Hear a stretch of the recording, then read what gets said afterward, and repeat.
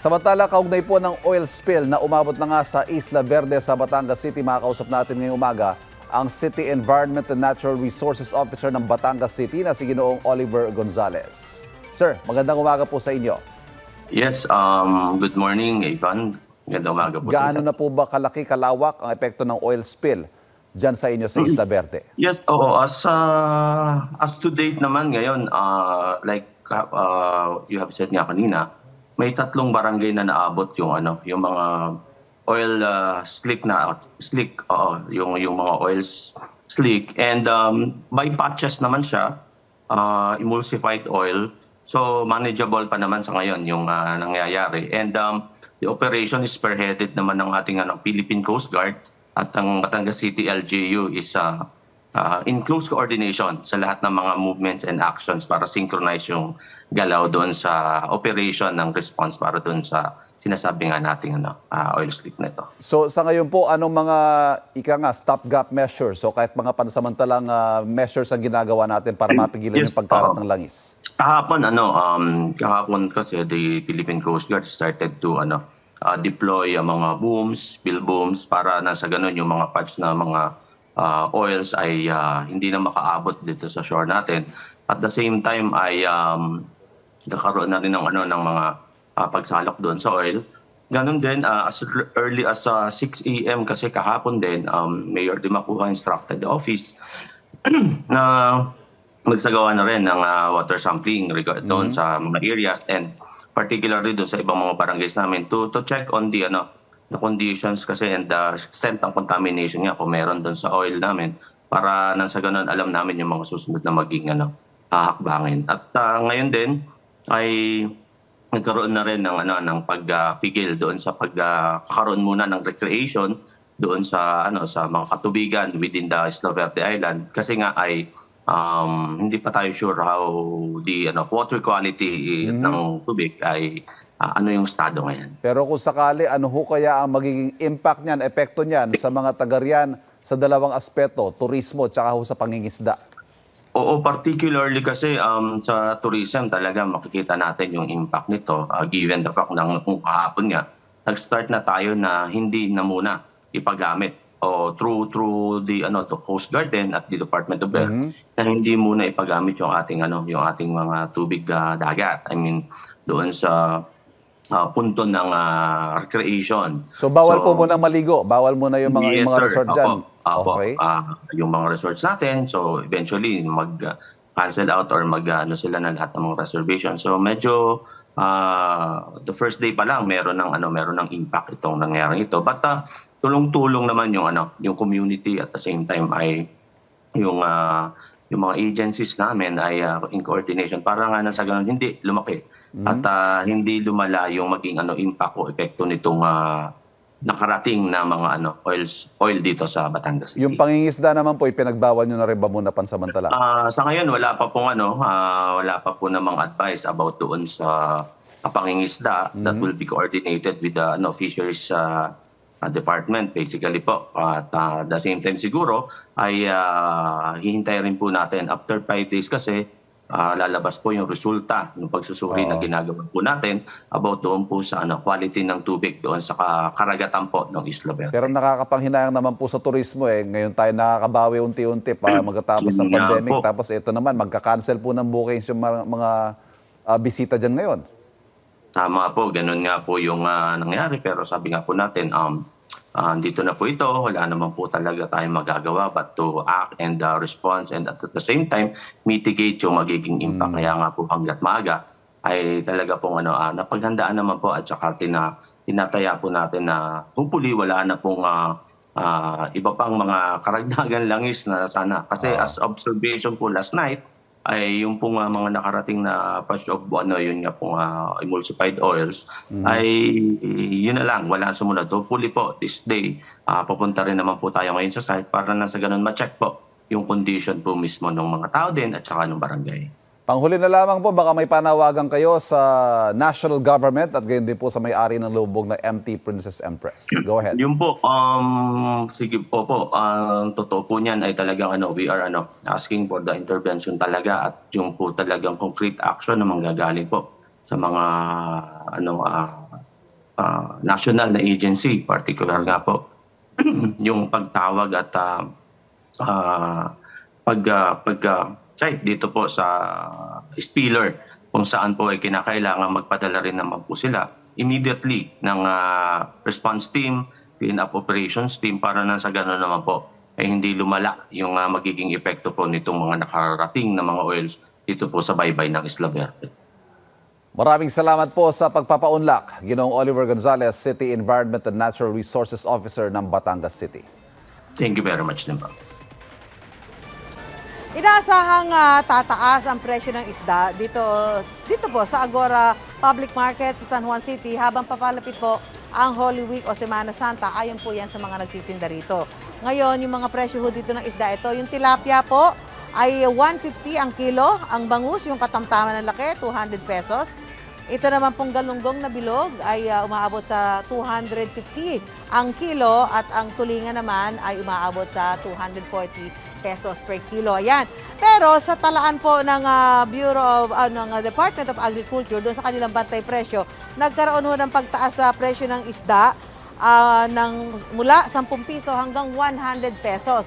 Although hindi naman ho nakalagay dito sa kanilang binibigay na report kung saan palengke po nagkakaroon ng ganung paggalaw, ng malaking paggalaw sa presyo ng isda. Malaman natin dito sa kanilang Market Master, si Ginoong Boyet Aquino. Yes, Ayan. ma'am. Sir, ito di ba galing sa inyo, sa Department Opo. of Agriculture. Nakita Opo. niyo po na may pagtaas. May pagtaas Yung po. mga nagtitinda ho ba dito, nagkakaroon din ng pagtaas sa presyo ng Wala paninda? po. Actually, nakamonitor po kami dyan eh. Everyday po, chinecheck po namin yan. Tapos so yung pagtaas po, wala po pagtaas po ng mga isda po sa amin. The same din po. Kaya lang ang problema lang po namin, kanino ho sila nag-aangkat ng mga isda. Meron sa farmers, meron sa Malabon, meron sa Nabotas.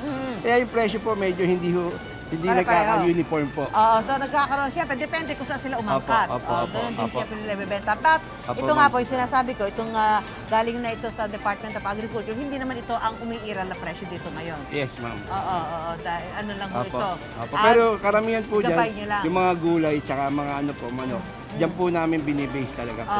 Yeah. Opo. So, para lang ho Opo. ano na talagang sa ngayon, wala pa hong paggalaw sa presyo ng isda. Malaman natin, sa Opo. saglit na. Malaman natin sa Opo. isa nagtitinda dito.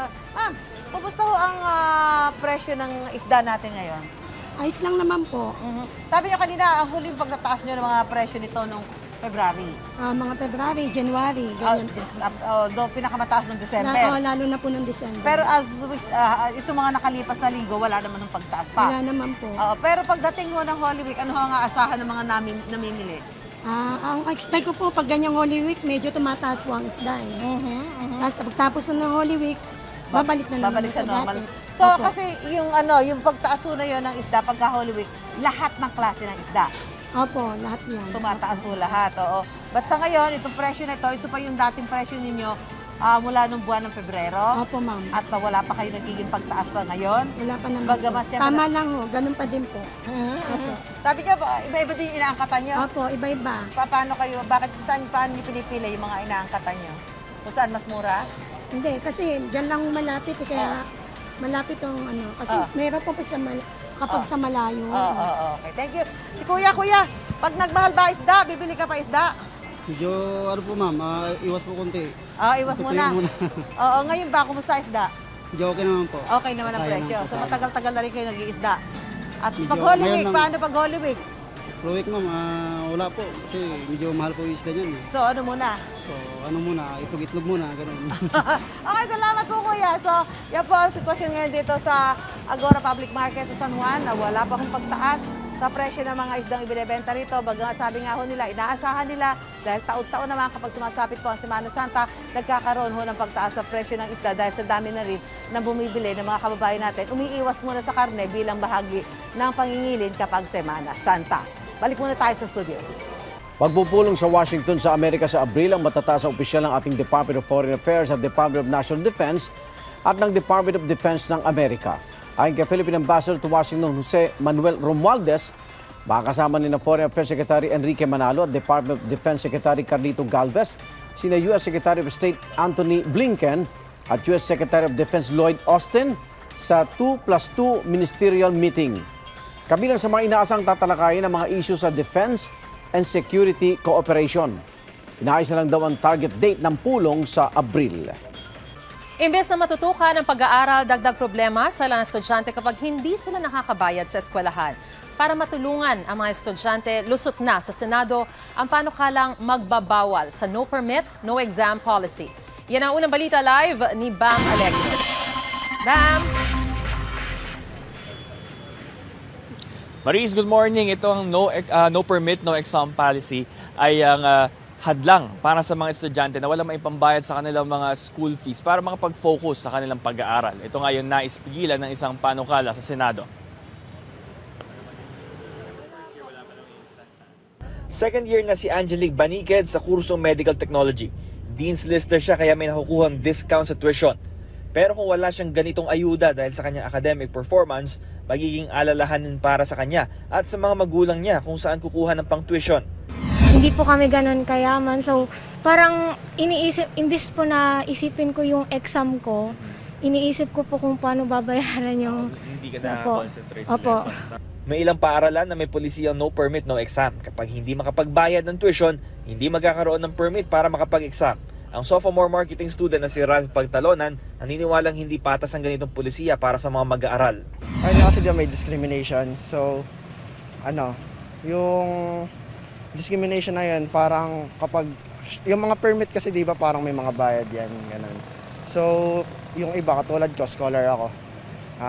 Ako tinutulungan na din ako ng school namin para makapag-aral ako. So, what if kapag mahirap lang ako, wala akong pambayad ng permit, makapasok ba ako sa university? Di ba? Hindi naman. Ang no permit, no exam na isipigilan ng Senate Bill 1359 na naaprubahan na sa third and final reading sa Senado para ito sa pampubliko at pribadong mga paaralan. Ang freshman nursing student na si Jocelyn Trinidad ikinatuwa na may ganitong proteksyon na sa batas para sa mga mag-aaral na tulad niya. Para po sa mga estudyante na nahihirapan pa magbayad ng tuition, malaking tulong po yun.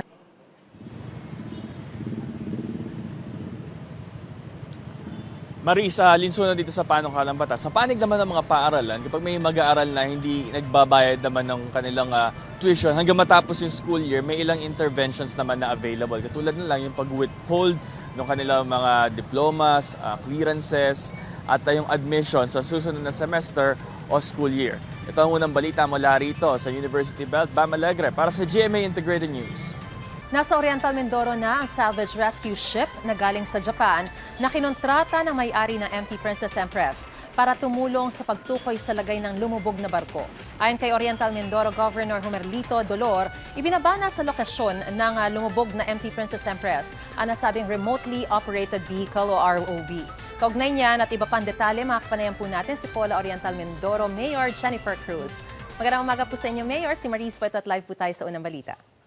Good morning, Maris. Good morning po sa lahat ng nanonood. Una po sa lahat, Mayor, nagsimula na bang mag-operate itong ROVs o yung remotely operated vehicles mula sa Japan? At ano po specifically yung ginagawa nito ngayon mula pa po kahapon?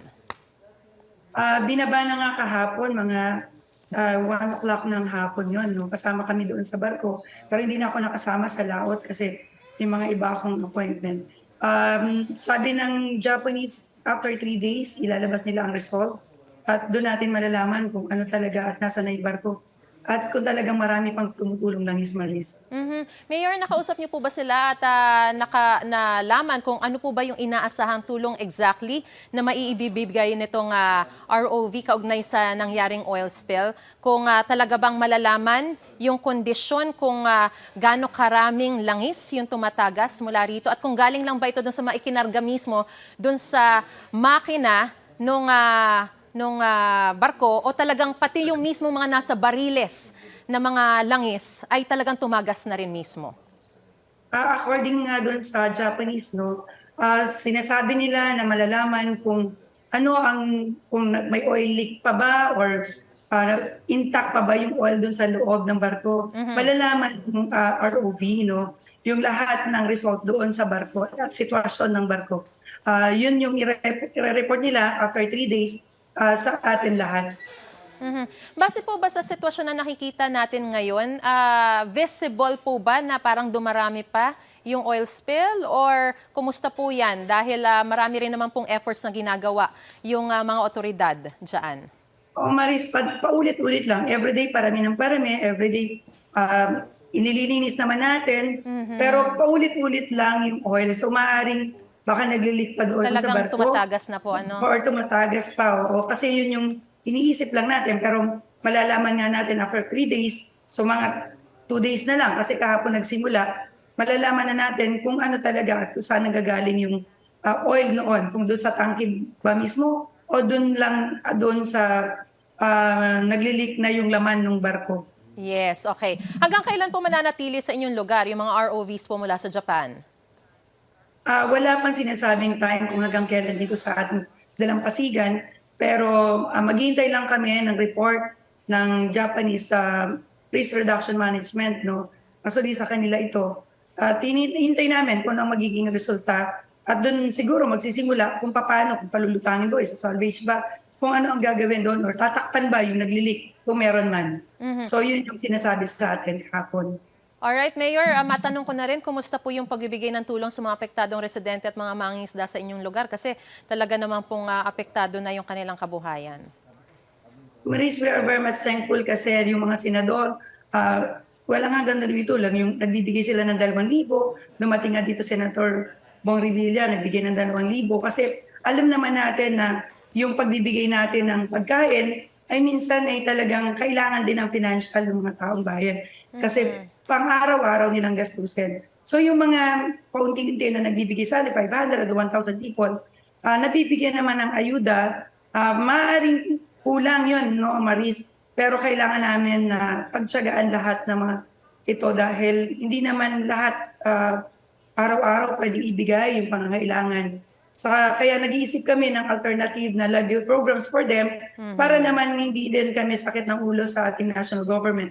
And we are very much thankful sa ating presidente kasi pinadala kaagad ang DSWD, pinadala ang DENR, pinadala po ang DOH, lahat po naayos naman po. Kaya lang, syempre, may mga tao din na medyo mabagal dun sa kanilang trabaho dahil until now, hindi pa nakukolekta yung mga debris, yung mga oil nandun sa ating sa pick-up points. Kaya mas nagkakasakit, Maris, yung ating mga mamamayan. Kaya yun yung nirareklamo ko. So far po ba, nadagdagan pa po ba yung mga bilang na nagkakasakit dyan, Mayor? Yes, Maris. As of yesterday, ang report ng atin nasa 200 plus na. So ibig sabihin, dapat tanggalin na talaga yung mga nandun na hindi nila tinatanggal. In fact, itong may-ari ng barko, ito yung sinisisi natin. Until now, yung mga sinasabi nila nakukuha ng 100. Paano kami aasa sa kanila? 100 na tao. Pero hindi naman nila binabayaran.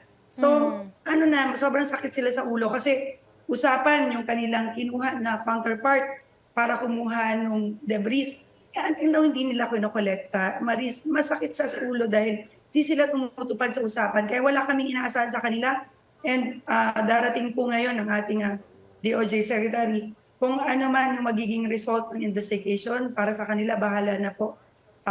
Talagang sumasakit na yung ulo po namin dito sa local government. Nakikisa po kami sa inyo at maraming salamat po sa impormasyon binigay niyo po sa amin. Wala Oriental Mindoro Mayor Jennifer Cruz. Ingat po kayo. Thank you, Maris. Base sa projection ng University of the Philippines Marine Science Institute, pahilaga ang direksyon ng pagkalat ng oil spill at posible rin daw maapektuhan ng Puerto Galera. Sikat pong destinasyon yan tuwing tag-init. At kaunay po niya makaparayan po natin si Puerto Galera Mayor Rocky Ilagan. Magandang umaga po, Mayor.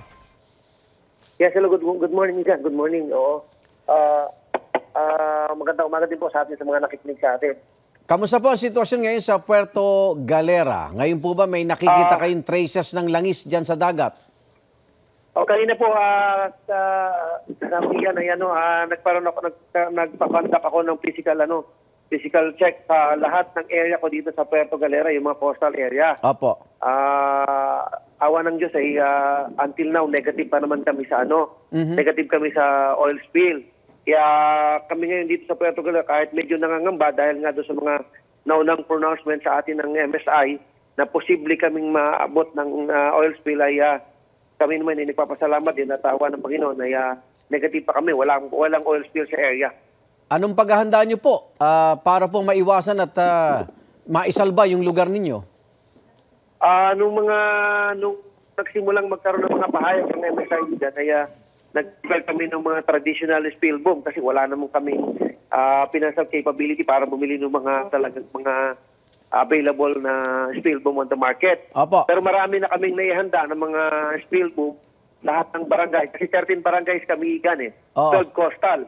Opo. So yung lahat ng mga barangay na yun, yung 12 barangay ay naka-preposition yung aming mga naka-preposition na sa kanilang mga lugar yung aming mga spill boom na prepare. At kung sakali naman na hindi namin maggamitin ito at sana hindi na nga namin kailanganin ay ready naman kami ipahiram ito dun sa mga bayan na ngayon ay talagang naapektuhan na ng oil spill Oil na ito. spill. Mayor, bukod sa oil spill boom, sabi ng UP Marine Science Institute, pwede rin daw yung pagsusunog sa langis para hindi na kumalat. Ito ba'y i-consider nyo po?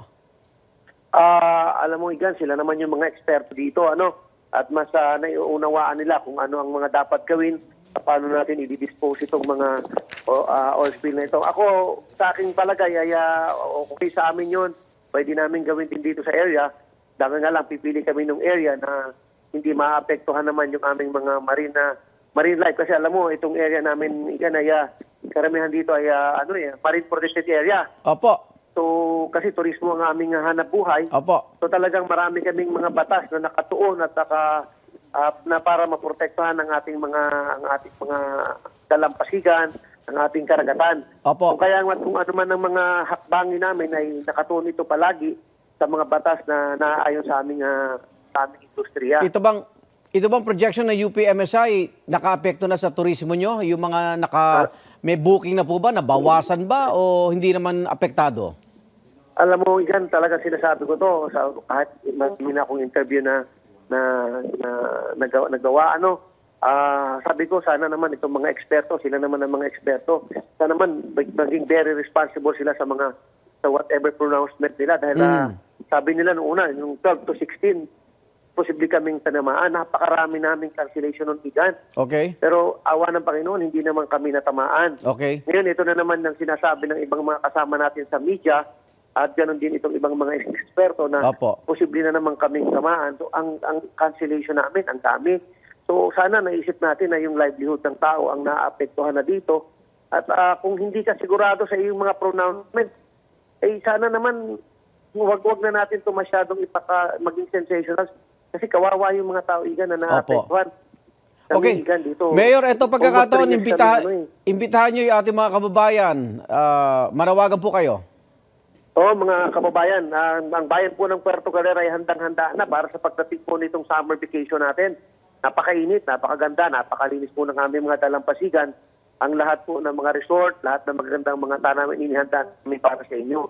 Pag po kayong mag-alala, negative po kami sa oil spill at akto na lumabas po yung water analysis nung kahapon. Opo. Na ginawa po ng DNR, B5 po yung nag-ano sa amin. Ay awa po ng Diyos, ay negative po kami. Ang aming karagatan sa ng oil spill. Kaya yung kaligtasan ng kalusugan, kung ang inaalaala nyo, huwag po kayo mag-alala. Safe na safe po kayo dito sa aming bayan. Para sa Galera, amazing ang saya dito, mga kababayan. Maraming salamat, Puerto Galera Mayor Rocky Ilagan. Ingat po. Maraming salamat po, Igan. Maraming salamat po sa inyong lahat.